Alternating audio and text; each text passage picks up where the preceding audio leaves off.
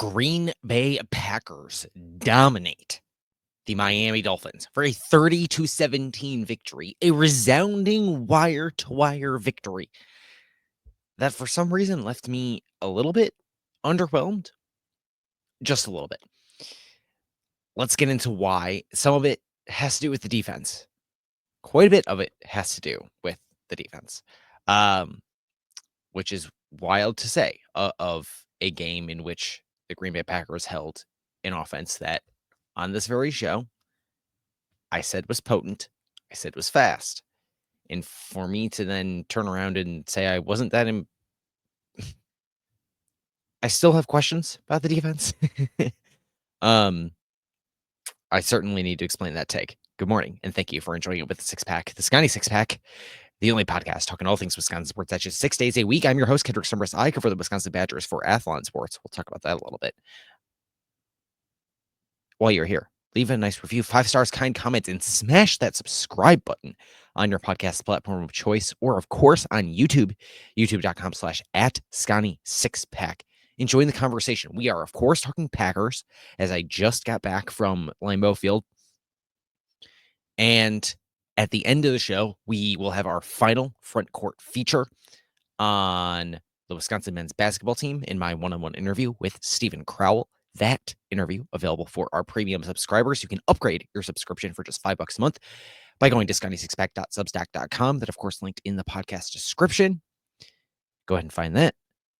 And let's talk Wisconsin Badgers. Or sorry, let's talk Green Bay Packers rather. On this Black Friday morning, ahead of having to go witness Wisconsin Badgers play football.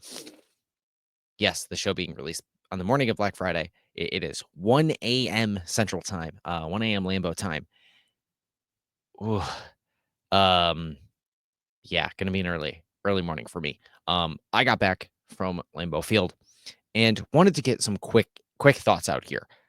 Like I said, I need to turn around and get myself to Camp Randall for an early 11 a.m. kick. So this is going to be a little bit quick and dirty. Maybe we'll have a bigger takeaways show from this game, depending on how the week shakes out.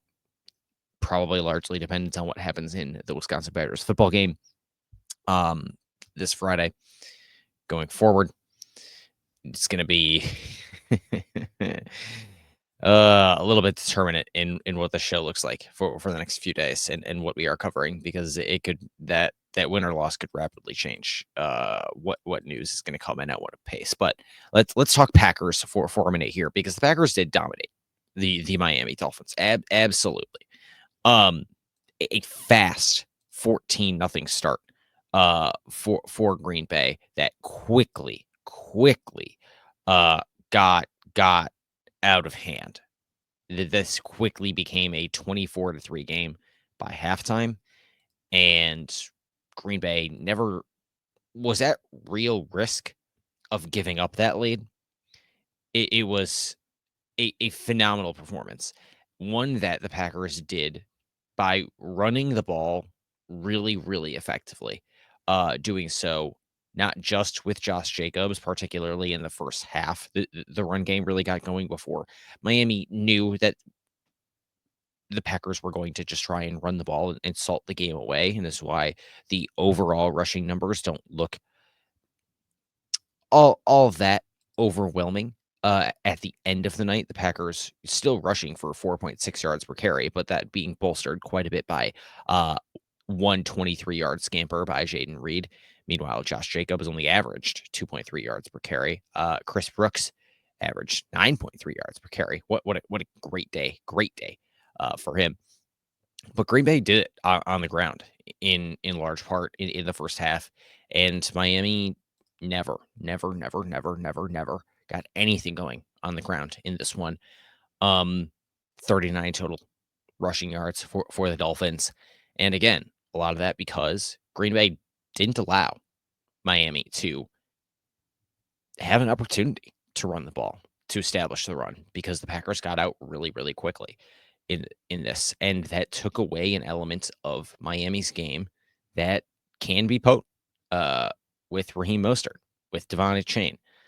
that can be a really potent rushing attack. And Miami did try to involve their running backs and tried to involve them early with a lot of passes out to their running backs from the backfield. And they had to do that. They had to go to their running backs out of the backfield. Devon Chain had 8 receptions in this game for 56 yards.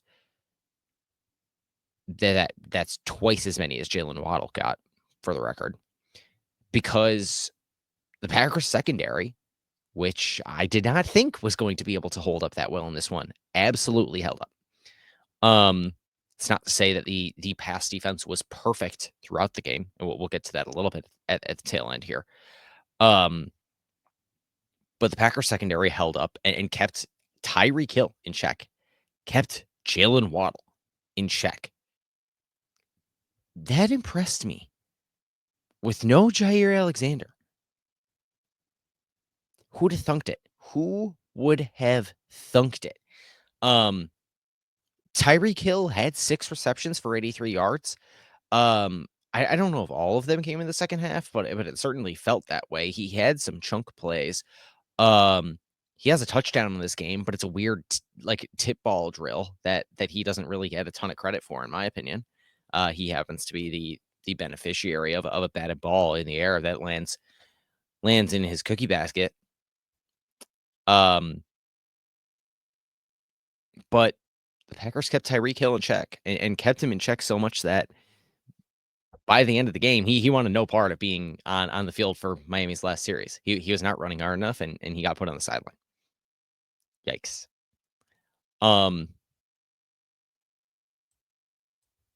Jordan Love looked really good.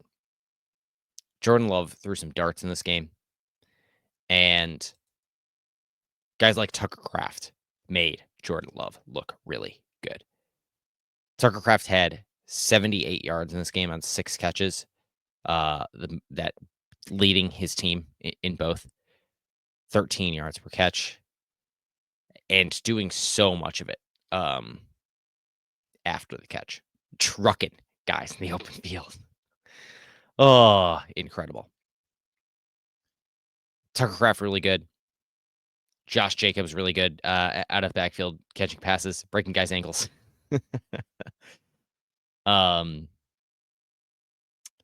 Dontavian, little up and down, which is not what you wanted to see out of his opportunity with Romeo Doubs out of the lineup tonight, or last night, rather. Has a ball that gets bounced, ricochets directly off of his chest that goes like 30 feet into the freaking air, and looks at risk more than I mean any pass of becoming an interception. Fortunately, it gets batted down by Christian Watson, but oh gosh, Dontavian, the drops they continue. The big question I have coming out of this game, though, is did the Dolphins slow start doom them when they really could have been in this game? And if you are watching on youtube.com/@Scotty6pack, my gosh, I hope you're enjoying my crazy hair from sitting in a hat for several hours. A hat, which, by the way, the fleece lining of which I may or may not be having an allergic reaction to. Probably too much information, but I don't know. I don't know if you can see how red my forehead is in this camera well enough or not, but yeah, it feels a little tingly. Oh gosh. Like I said, it's 1 a.m. Oh my goodness. Miami was able to take advantage of a lot of in-breaking routes in their pass game. Miami was able to take advantage of the middle of the field in their pass game. And I thought Isaiah McDuffie played well. Again, he did go in this one without Edgerrin Cooper available. I thought Quay played well covering the middle of the field as best he could. But without multiple guys out there who are high-level athletes in coverage, Miami kind of got whatever it wanted over the middle, particularly in the second half. And now it didn't matter as much because throwing, 5 to 7 to 10 yard in breakers wasn't going to put Miami in a position to win this game when they fell down so big so early. And that was because Tua, who finishes this game with what looks like a tremendous stat line, 37 to 46 for 365 yards, 2 touchdowns, no picks. It looks like a great line, but it wasn't one to start the game. He missed some guys. Missed some guys. Some of those not entirely his fault. One of these incompletions is which should be a pretty wide open Tyreek Hill, but Tyreek just had a stumble, an ever so slight stumble on the route that meant that Tua then sailed the ball over him.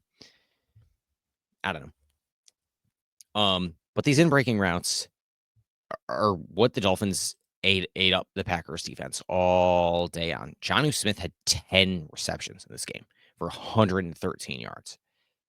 The longest of which was 16 yards. So he just sat on that 11 to 13 to 16 yards. Boom, boom, boom, boom, boom. Quick in the slot, curl, and catch. Done. Over and over and over again.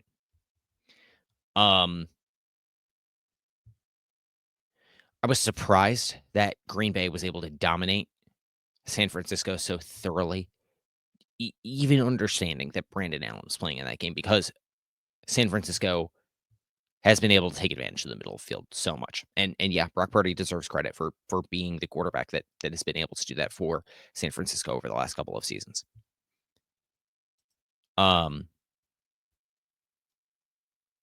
If Green Bay allows Jared Goff and the Detroit Lions to take advantage of the middle of the field like the Miami Dolphins did in the second half, Green Bay doesn't stand much of a chance in that game, in my opinion. Jared Goff is really good at that. He has become much better at taking advantage of the middle of the field over the course of his career, particularly during his time in Detroit. And we could see a really, really, really solid game for Detroit, and that worries me. The Packers only scored 6 second half points, 2 field goals. They were slowed down quite a bit, and Miami, on the other hand, went 3 and out to start the second half. But after that, they go on an 8-play, 70-yard touchdown drive and convert the 2-point conversion attempt. After that, it's a 12-play drive, which we'll get to in a second, that results in no points, and then a touchdown and then the drive to end the game. And so, that's them making hay for a lot of the second half. That 12-play drive that doesn't result in any scoring in a different game does result in 3 points. 100%. And it's a very weird game, or a very weird drive, because Miami was able to take 3 plays at the 1. It's second and goal from the 1. Second and goal from the 1. And the Packers force a turnover on downs. As you all know, I am not the least biased person to be giving this opinion. But for the Dolphins to never go to Alec Ingold on second and goal from the 1, third and goal from the 1, and fourth and goal from the 1. Fourth and goal, he was at least on the field, but wasn't really part of that play. For the Dolphins to never go to him, why? What is he doing taking up a roster spot at that point? What are we doing here? Ay, ay, ay. Sad, pathetic. The way the Dolphins had to play is ultimately they just had to chase points at the end of it all. There was another play or another drive in the first half that ends on a turnover on downs for Miami when they are already down 21-3. They're down 18 with a minute 14 left to play in the first half is when the drive ends.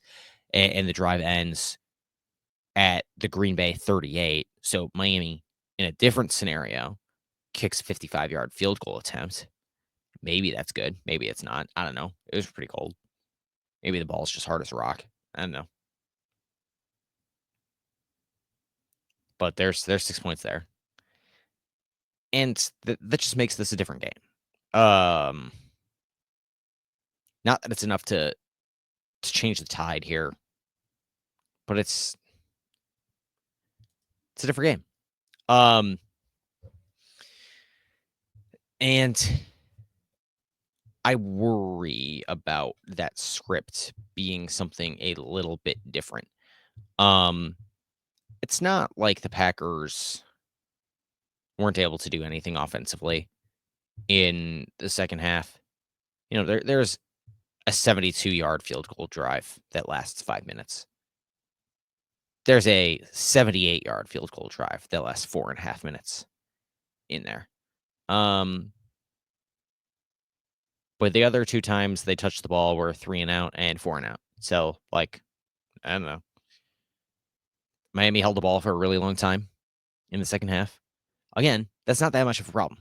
As long as you're not letting Tyreek Hill take the top off. As long as you're not letting Jalen Waddle take the top off, who did nothing in this game. Nothing.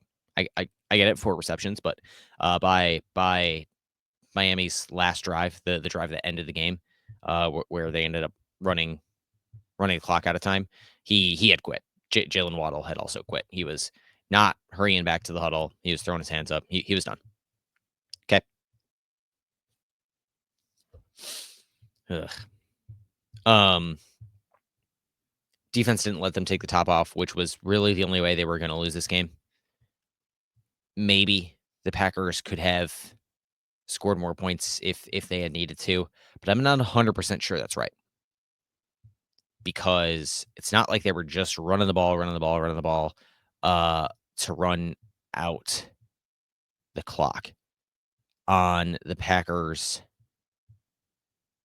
last field goal drive of the game, the Packers went run, pass, pass, pass.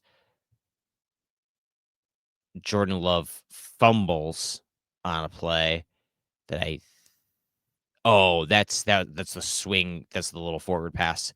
That that for some odd reason in the moment they called a fumble.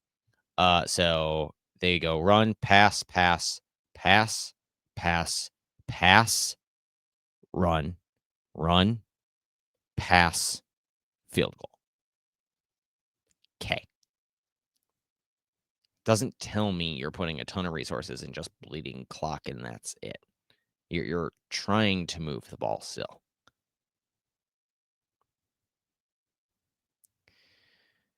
Ugh. Yeah, it's not a perfect game. It isn't. But hey, the pass rush showed up.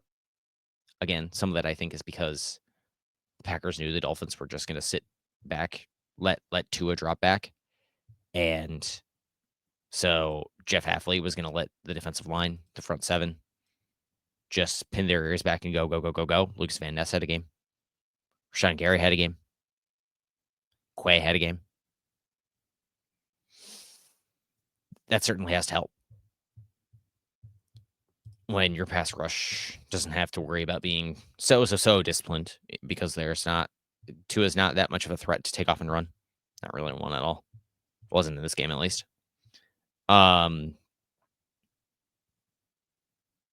and they have to pass, so you can be a little crazy. Sure, that helps. Um, Helps enough to where Jordan Love stayed upright the whole game, and Tua was sacked 5 times.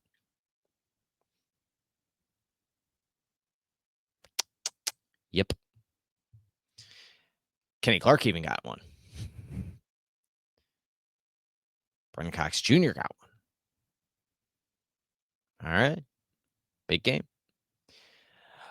Big game for the Packers, but they have a much bigger one coming up against the Lions. Ugh. Perhaps, again, maybe depending on how this Badgers football game shakes out, we'll be able to get a good guest to help us talk Lions this upcoming week. I have an idea on who I could get, but I have not checked in with this person at all, so I don't know yet. Yeah, that's gonna do it for Packers thoughts right now. Let me know in the comments if you think I'm off base. Let me know if you think I should be more excited about this win, because I am just a little bit skeptical. It felt like this pour it on by the Packers should have continued more than it did. It never felt like they took their foot off the gas. It just felt like the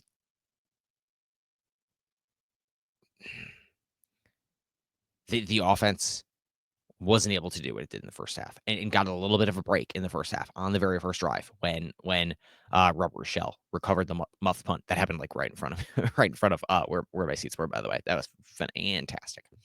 Got a little bit of a break, and if the Packers don't get a little bit of a break early, maybe some of this comes back to haunt them, because the defense too. Man, real procedural penalty problems. Neutral zone infractions, encroachment, offsides, really bad. Really bad. Really, really, really bad. All right. That's the last of Packers thoughts. I want to address Wisconsin Badgers football team really quickly. We're gonna have thoughts, good or bad, after today's game. I'm gonna share them. I'm gonna do my best to be level-headed.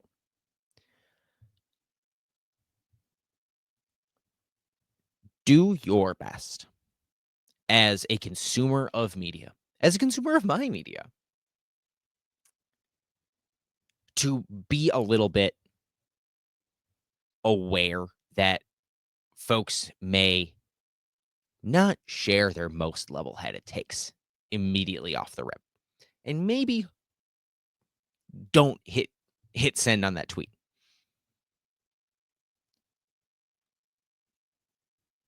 It's going to be a long off season, one way or another.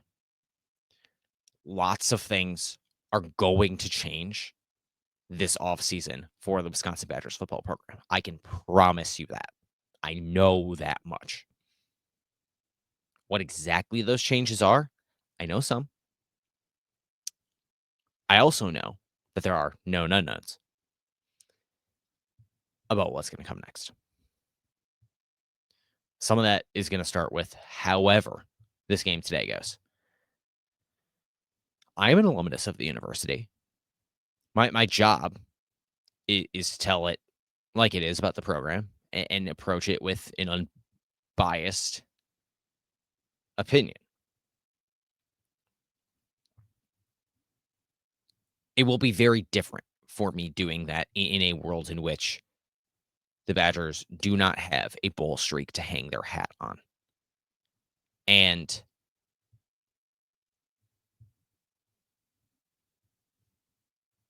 it is clear to me that that bowl streak is a point of pride for this program.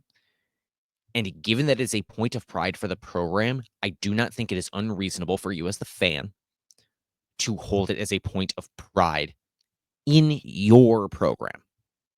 If that's how you feel it is, if you feel it is your program as someone who is an alumnus of the university, a fan of the university, whatever, you deserve to have that pride, whether or not that streak continues this year.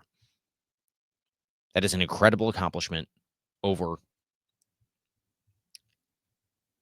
a long, long, long period of time. Like I said, it's going to be a long off season. Be a little bit aware that folks are going to have not their best level headed takes today, maybe tomorrow, maybe even the day after.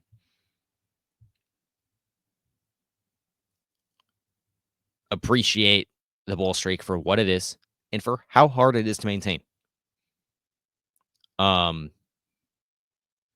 because one or two things don't go a team's way, and it's at jeopardy, particularly with the new composure, the new composition of the Big Ten Conference. I will try to appreciate it for what it is, regardless of what happens against the Minnesota Golden Gophers. If you want to find out what I think is going to happen,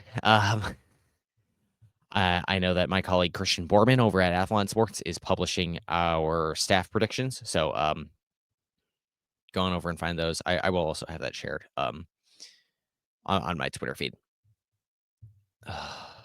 and my Bluesky feed. You can find it at Kedrick's Numbers. Going to be an interesting morning and an even more fascinating offseason. If you are a premium subscriber for the Scotty Six Pack, now is the best time to invite a friend to do it. Now is the best time if you are not a premium subscriber to join for just $5 a month.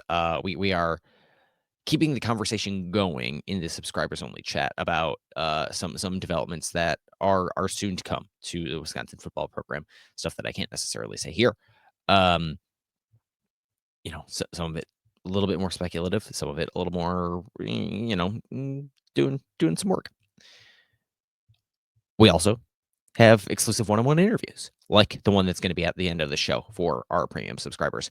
That the final part of our 3-part front court feature series this week with Wisconsin Badgers big man Steven Crowell. So if you are a premium subscriber or would like to be one, click on the link in the podcast description. That is to scotty6pack.substack.com. You can join there and get all of our exclusive content, full notebook. There'll be a lot of that from the football game today. I can promise that. Interviews and more. And until we talk to you all again, very soon on Wisconsin, go Pack Go.